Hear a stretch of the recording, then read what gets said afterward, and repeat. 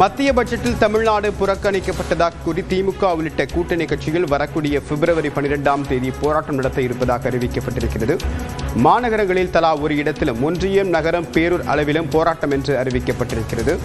அண்மையில் பிப்ரவரி 1ஆம் தேதி தாக்கல் செய்யப்பட்ட மத்திய பட்ஜெட்டில் தமிழ்நாட்டிற்கு நிலுவையில் இருக்கக்கூடிய தொகையை விடுவிக்காததும், கூடுதலாக எந்தவிதமான முக்கிய திட்டங்கள் அறிவிக்கப்படாததும் கடும் விமர்சனத்திற்கு உள்ளாகியது. இந்த நிலையில் திமுக மற்றும் அதன் கூட்டணி கட்சிகள் இந்த பட்ஜெட்டை விமர்சித்து பேசி வந்த நிலையில் தற்போது போராட்டத்தை முன்னெடுத்திருக்கின்றன.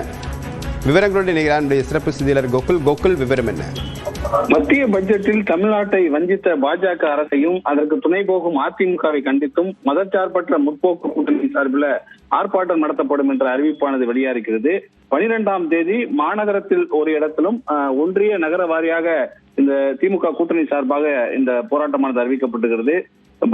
மத்திய அரசுடைய பட்ஜெட்ல தமிழ்நாட்டிற்கான கல்வி நிதி 3458 கோடியும், 100 நாள் வேலை திட்ட நிதி 2000 கோடியும், குடிநீர் இணைப்பு திட்ட நிதி 3112 கோடி உள்ளிட்ட எந்த நிதியையும் விடுவிக்காமல், வளர்ச்சி திட்டத்திற்கு ஒரு பைசா கூட ஒதுக்காமல் தமிழ்நாட்டு மக்களை புறக்கணித்திருப்பது ஒன்றிய பாஜக அரசு என்றும், தமிழ்நாட்டிற்கான நிதியும் இல்லை, வளர்ச்சி திட்டமும் இல்லை என்ற மத்திய அரசு கைவிரித்த போதும் அவர்களது காலில் விழுந்து ஆதரிக்கிறது அதிமுக என்றும் ஒரு குற்றச்சாட்டை முன்வைத்திருக்கிறார்கள்.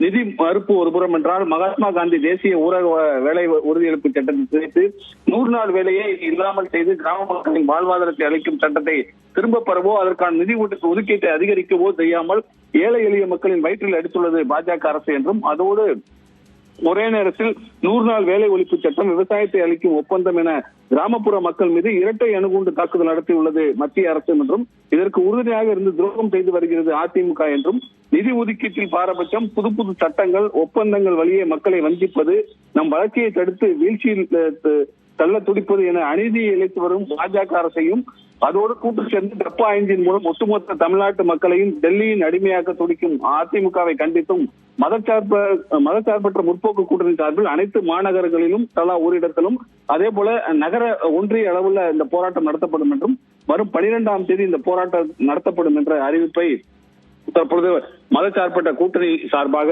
வெளியிடப்பட்டிருக்கிறது. விரிவான தகவலுக்கு நன்றி கோகுல்.